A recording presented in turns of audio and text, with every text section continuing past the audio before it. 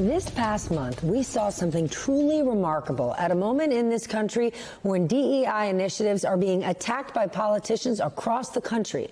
The fifth consecutive running of the Social Justice 7-on-7 tournament took place in the great state of Ohio. It is an annual event that brings together high school football teams from all over Ohio to combine low-stakes scrimmages with a greater purpose. In between games, students of different races and backgrounds participate in serious discussions about race and acceptance, all in an effort to foster understanding and compassion for one another.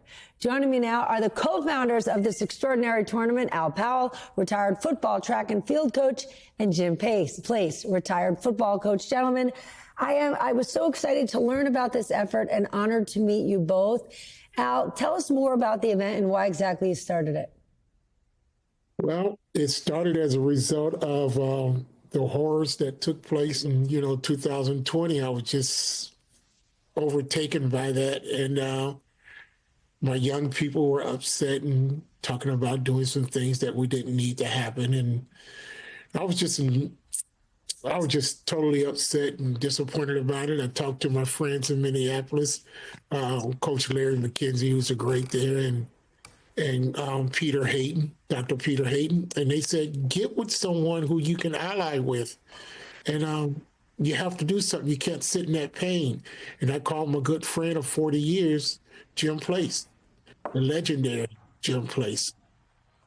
And we were talking. I was on I-75. I pulled over and we got to talking and we both got to weeping and said, we got to do something. Jim said, yeah, you're right. Let me make some calls. And the rest is history. Jim, Ohio voted for President Trump and sort of this anti-DEI movement. Has that impacted the work that you're doing?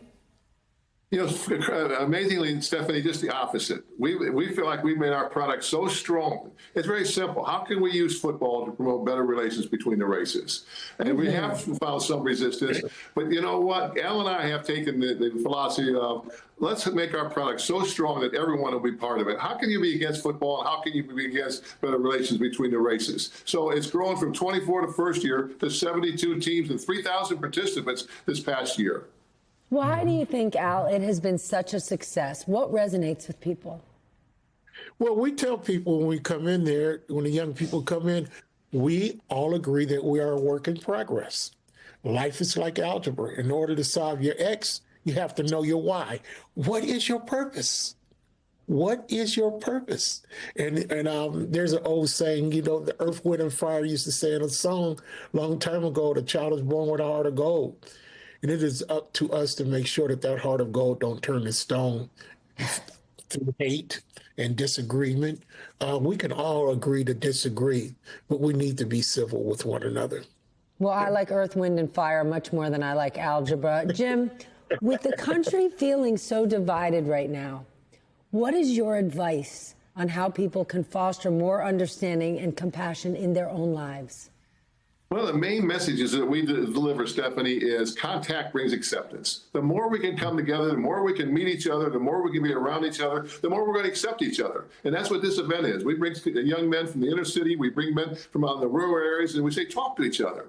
It's amazing, Stephanie. So we have a half-hour session where they are in groups, and Al and I walk around, and honestly, we have tears in our eyes, because almost without exception, we hear young men saying, we want a better world as far as race relations than the one we're given. And it's really inspiring. We just have to find a way to make this happen in more areas. Al and I say win little battles. Our little battle is Ohio high school football and the Miami Valley area. We're going to win a battle here. And we hope that everyone will take a challenge and say, win the battle in your area.